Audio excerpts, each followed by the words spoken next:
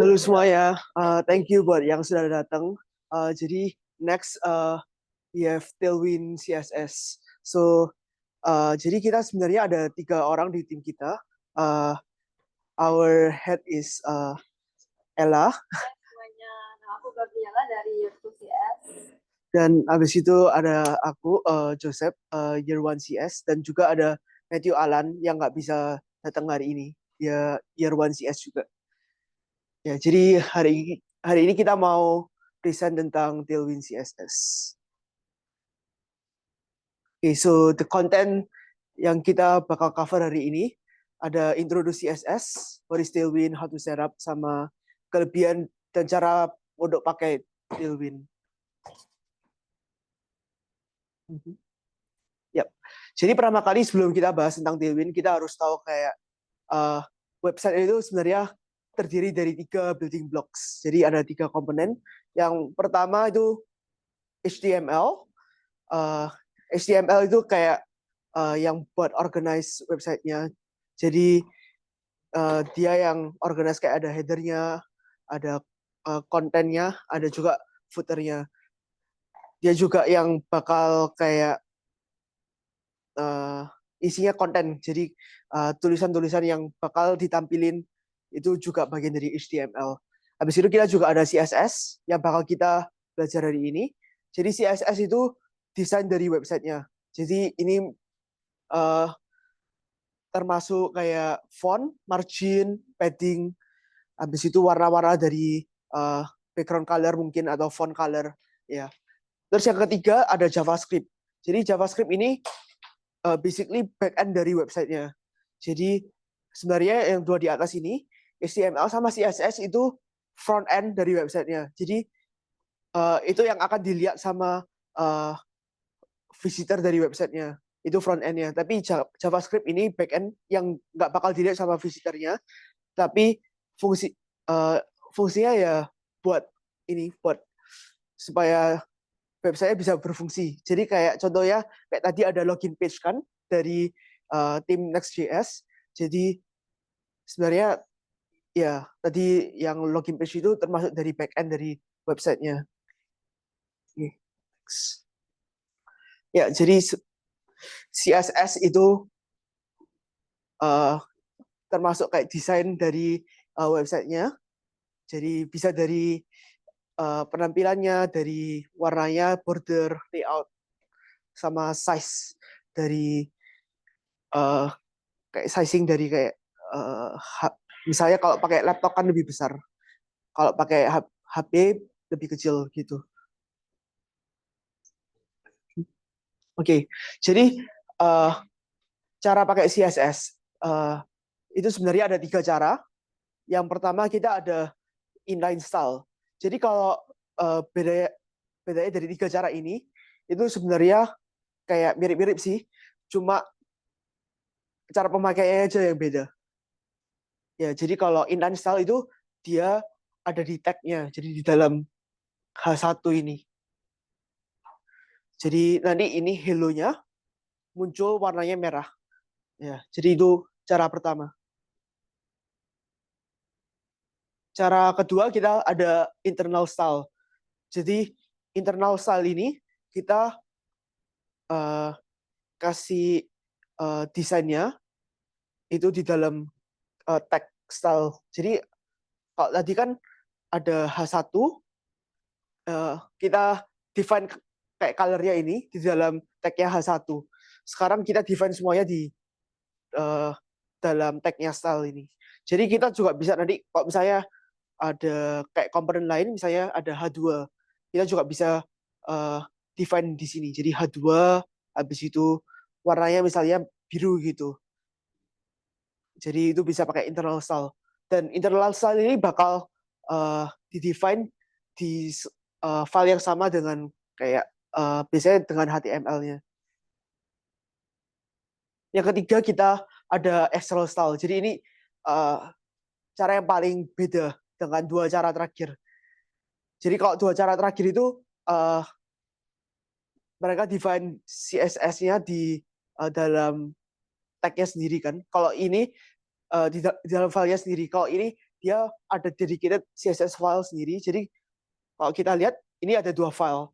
Jadi yang kiri ini bakalan CSS file, ini CSS, yang ini HTML filenya. Jadi nanti HTML filenya bakal refer ke CSS file buat penampilan dan desain websitenya. Ya.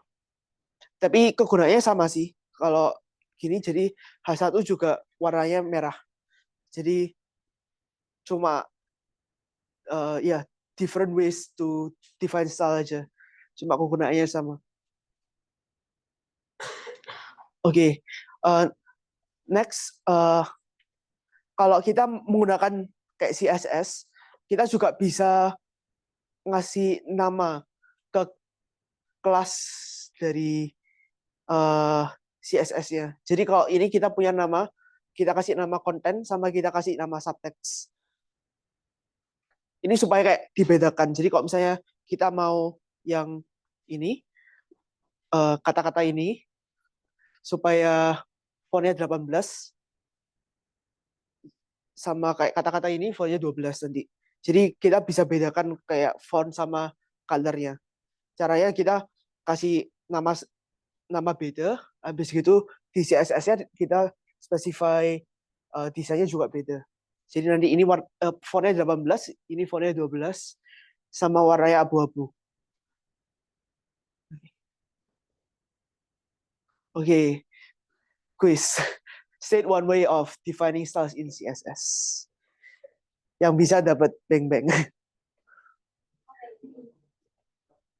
Gampang banget. Tadi ada 3 cara kan untuk define style. Iya. Iya, betul.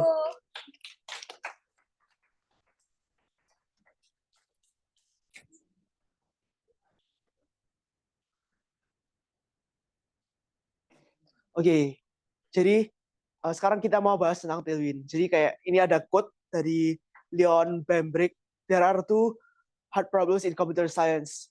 Cache invalidation, naming things, and off by 1 errors. Jadi dia bilang kalau salah satu masalah yang paling sulit di computer science itu ternyata naming things. Jadi ngasih nama kayak objek. Tadi kita kan sudah lihat kalau kita harus ngasih nama kelasnya kan, ada subtext, ada juga konten. Ya, jadi next. Salah satu kayak kelebihan Tailwind daripada kayak tradisional CSS itu, kalau Tailwind kita nggak usah ngasih nama-nama lagi. Soalnya kalau Tailwind kita akan ada kayak properti-properti yang sudah melekat ke kelasnya. Jadi kita nggak perlu ngasih nama kelasnya. Jadi ini nanti kita bakalan compare code-nya CSS traditional sama Tailwind CSS. Dan kita bakal lihat kalau kalau traditional CSS bakal kayak banyak namanya, habis gitu code-nya jadi panjang banget. Soalnya kayak namanya ada macam-macam. Ya. Oke, jadi sekarang kita bahas tentang installing Tailwind. Jadi dari Next ya sudah bahas tentang cara install Next kan. Kalau install Next juga perlu install Node.js. Jadi ada 2 cara. Kalau ini installing Tailwind tapi nggak pakai Next. Jadi cuma perlu install Node.js. Habis itu di terminal tinggal ketik ini aja, npm install Tailwind CSS. Jadi harusnya ya Tailwind langsung ke install sini. Habis itu yang kalau using Tailwind with Next, ini tadi sebenarnya kita sudah bahas di Next. Jadi ini sama aja sih, cuma npx create next.app. Habis itu ya sudah ke-install Tailwind-nya. Oke, sekarang kita bakal compare kayak traditional CSS sama Tailwind CSS. Jadi kalau traditional CSS, jadi kita sudah bahas kalau kita bakalan harus define class name-nya kan. Jadi ini kita lihat kalau ada banyak class name, ada chat notification, ada chat notification logo wrapper, ada chat notification logo. Jadi ini cuma 6 ya. Padahal kita cuma mau buat gini. Jadi ini sebenarnya code-nya supaya nampilin ini. Jadi ya ini tapi ini code-nya juga kayak nggak cukup. Jadi ini masih chat notification content masih di sini. Jadi masih belum dua ini belum uh, kayak nggak kelihatan lah. Ya. Jadi harusnya lebih panjang. Tapi kalau Tailwind ya kita bisa persingkat code-nya jadi 10 line aja. Jadi itu ya kegunaannya Tailwind. Oke. Oke, jadi kalau Tailwind kan nggak perlu declare class-nya. Jadi ini chat notification nggak ada lagi. Nggak perlu declare chat notification. Habis itu chat notification logo wrapper juga nggak ada di sini kan. Jadi nggak perlu mikirin nama-nama. Habis itu kedua kita juga persingkat kayak semua properti dari kayak misalnya yang bagian ini chat notification. Ya, jadi kalau misalnya dari sini dari solusi CSS kita harus tulis padding 1,5 rem. Tapi kalau Tailwind kita cuma nulis P6. Jadi pendek banget. Habis itu max dash W dash SM ini max width 24 rem. Jadi ya code-nya jadi pendek banget cuma 10 line. Ya jadi itu salah satu kegunaan kayak kelebihan dari Tailwind daripada traditional CSS. Okay, next I'll give the time and space to Ella.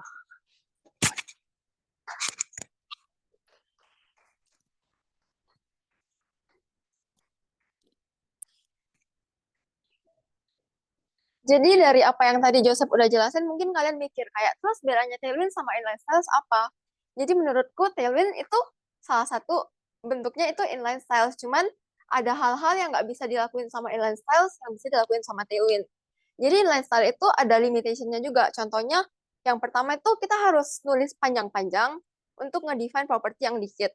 Jadi Tailwind tadi seperti yang kita lihat di slide sebelumnya, kita bisa lihat kayak kalau misalnya kita jadiin di inline style kita bakal harus masukin semua properti itu ke dalam inline-nya kan. Tapi kalau misalnya Tailwind kita bakal jadi sependek ini. Jadi kita nggak harus nge-clutter code-nya kita jadi panjang-panjang. Terus Tailwind juga ada properti-properti CSS yang nggak bisa dimasukin di inline style. Contohnya yang pertama itu responsive design seperti media query ini. Jadi apa sih responsive design? Kalau misalnya kalian kayak nge-visit website, terus kalian ngebedain buka di HP sama buka di laptop misalnya beda. Itu salah satu fungsi dari responsive design. Jadi responsive design itu mau supaya websitenya itu bisa kelihatan bagus di semua device. Contohnya, aku bakal ngasih lihat website. Misalnya websitenya Tailwind. Ini kita bisa lihat di sini, kalau misalnya kita view dengan size screen kayak gini, bentuknya kan kayak gini. Tapi kalau misalnya kita view pakai HP misalnya, dia bakal jadi kayak gini. Ini salah satu fungsi dari responsive design. Jadi kalau misalnya kalian view di HP sama view di laptop bakal beda, biar kayak lebih readable gitu bagi usernya. Nah, jadi media query ini nggak bisa di-define di inline styles, tapi kita bisa define media query kayak gini di Tailwind. Jadi yang pertama contohnya yang SM, media min width-nya 640 itu berarti ini conditional property yang cuman apply ke media yang min width-nya 640 px. Terus misalnya MD medianya propertinya bakal apply ke device yang min width-nya 760 px dan seterusnya. Contohnya, aku bakal ngasih lihat, nanti aku bakal ngasih lihat demo code-nya abis aku jelasin yang selanjutnya. Yang selanjutnya, hal yang nggak bisa dilakuin inline style, cuman bisa dilakuin Tailwind itu hover, focus, and other states. Other states itu contohnya active state, disable state, dan lain-lain. Jadi apa sih hover dan focus? Hover itu kalau misalnya kalian kayak pindahin mouse kalian ke button, terus buttonnya berubah warna, itu salah satu dari hover. Terus fokus itu kalau misalnya fokus dari user pindah ke salah satu elemen kalian. Jadi kalau misalnya kalian kayak ngeklik input area gitu, terus ada bordernya berubah warna, itu salah satu dari focus state. Terus misalnya kayak disabled state itu kalau misalnya kalian kayak mau ngeklik button, tapi buttonnya masih loading, dia bakal kayak disable buttonnya gitu. Jadi itu salah satu dari disable state.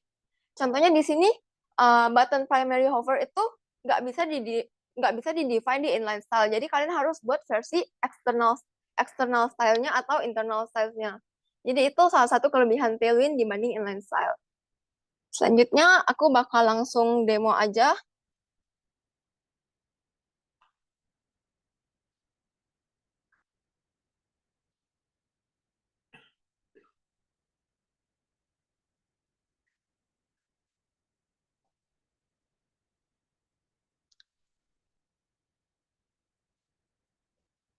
Contohnya di sini ada button, dan button di sini bisa di hover. Kalau misalnya kita hover, warnanya kelihatan berbeda gitu kan, warnanya jadi lebih gelap.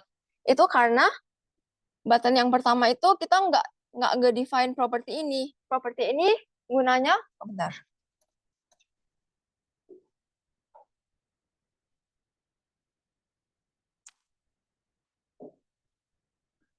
Properti ini bakal ke-activate kalau misalnya hovernya aktif gitu. Jadi kalau misalnya kita hover buttonnya, dia bakal ngeubah background colornya jadi blue 700. Kalau misalnya di sini kita nggak nge-add properti itu, makanya buttonnya nggak berubah warna kalau kita hover. Kayak gini, dibanding sama ini. Terus yang kedua, active focus state. Fokus itu kalau misalnya fokus dari user bakal pindah ke elemen itu. Jadi contohnya di sini, kalau misalnya kita klik inputnya, bakal ada bordernya gitu karena kita activate properti yang cuma aktif di focus state.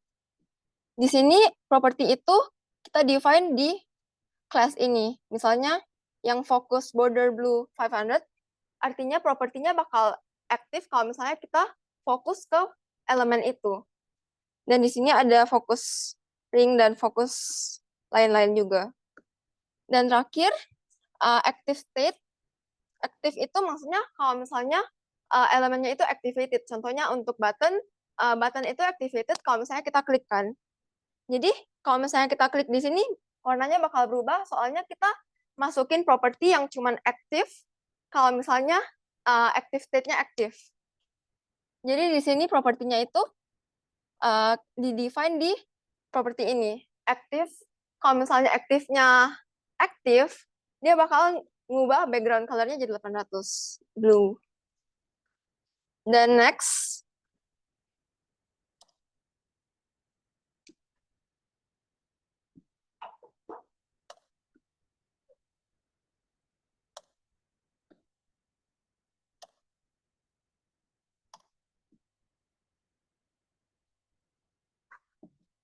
responsive text.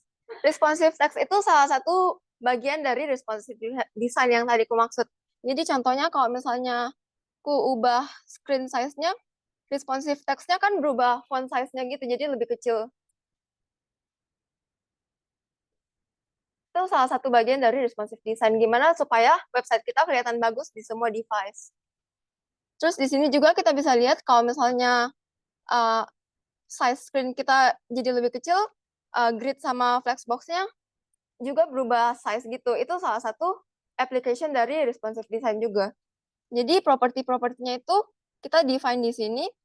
Contohnya yang responsive text tadi, kalau misalnya screen size-nya kita small, font size-nya bakal jadi kayak gini. Terus kalau misalnya screen size-nya kita medium, font size-nya bakal berubah juga. Jadi ini conditional property yang apply ke tergantung dari condition yang kita tulis di sini. Misalnya conditionnya small, medium, dan large, dan seterusnya. Dan ini juga kita bisa aplikasikan ke grid sama flexbox dan seterusnya. Dan yang terakhir, conditional visibility sama responsive image.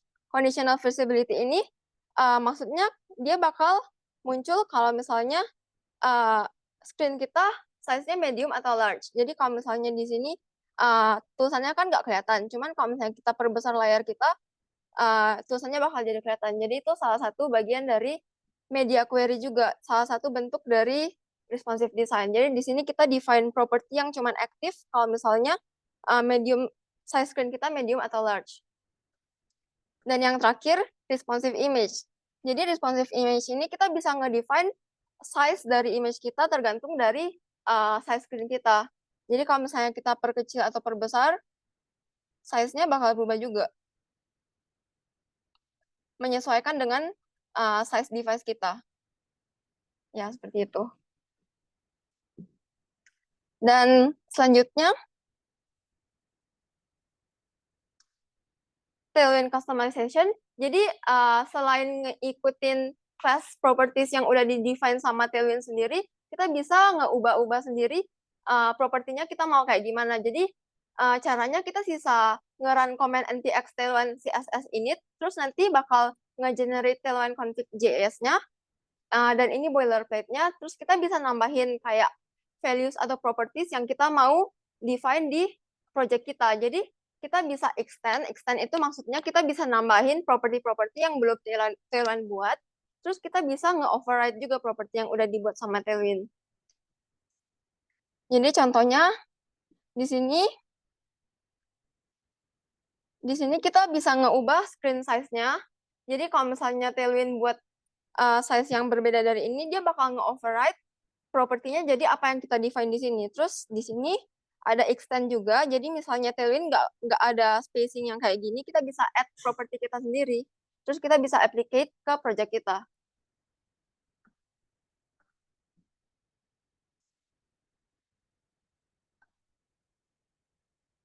Next, advantages of Tailwind. Jadi kalau misalnya kita pakai Tailwind, kita udah lihat tadi code-nya bakal jadi jauh lebih pendek. Terus kita nggak usah nge-define class name untuk tiap elemen-elemen kita. Dan kita nggak usah mikirin mau ngasih nama apa. Soalnya kayak kalau misalnya project kita tambah gede, kita bakal perlu mikirin nama-nama untuk semua elemen kita kan. Jadi kita bakal pusing gitu. Terus nanti class name-nya bakal duplicate. Terus kita nggak inget class name kita sebelumnya apa, dan lain-lain. Dan ya CSS stop growing karena propertinya itu udah melekat sama class name-nya kita. Jadi kita nggak perlu nge-define property sendiri lagi. Dan yang terakhir, kita jadi punya predefined design system, dan karena Tailwind udah nge-define semuanya untuk kita bakal punya project yang lebih konsisten gitu UI-nya. Jadi lebih kelihatan profesional gitu. Jadi kita ada quiz. Why use Tailwind over traditional CSS? Any reason? Anyone wanna answer? Why? Try.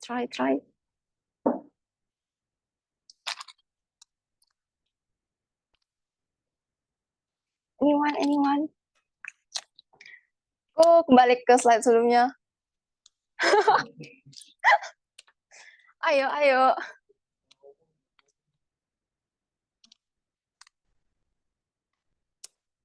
Itu. It cuts the code. Yay, thank you.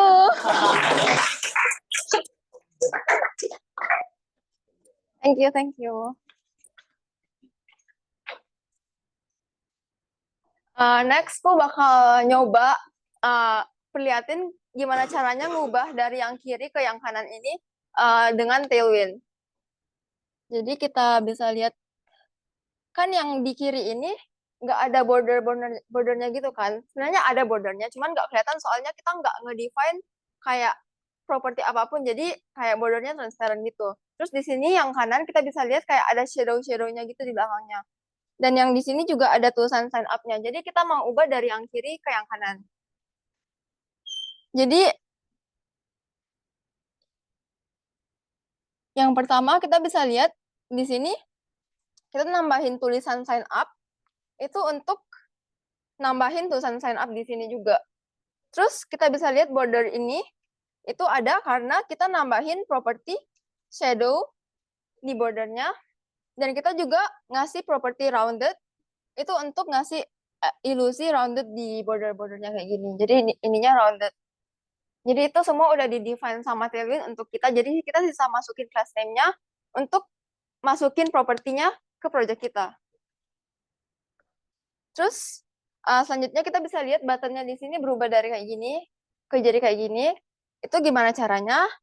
Kita lihat di sini dari input sebelumnya kita ubah ke button, dan background-nya warna biru karena kita mau ubahnya jadi kayak gini kan. Terus rounded-nya itu di-define sama class name yang ini. Terus kalau misalnya kita hover, dia bakal jadi berubah warna itu karena property yang udah disediain di sini. Terus kalau misalnya kita disable itu kalau misalnya kita kayak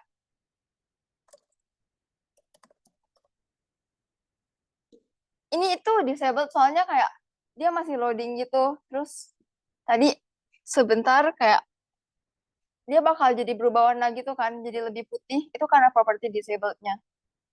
Jadi kita nggak bisa ngeklik buttonnya soalnya dia masih loading. Itu salah satu dari kegunaan disabled. Jadi di sini kalau misalnya kita disabled, conditional property-nya bakal apply. Jadi opacity-nya bakal jadi 50% misalnya.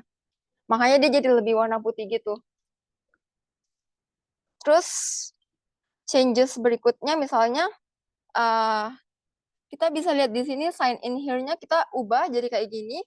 Itu karena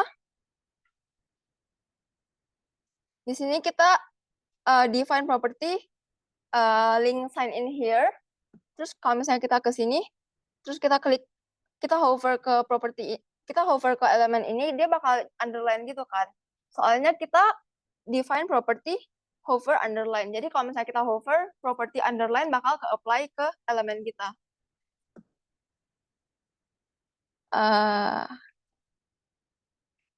Dan kalau misalnya kalian encourage to learn more about Tailwind, here is some references that you can learn from. Kita ada buat HackMD dari tim kita, terus ada Tailwind documentation official, dan ada YouTube introduction dari Free Code Camp juga, kalau misalnya kalian mau pelajarin lebih lanjut.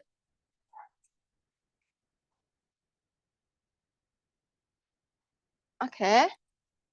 Dan that's all from our presentation today. If you have any question, don't hesitate to ask us. Thank you.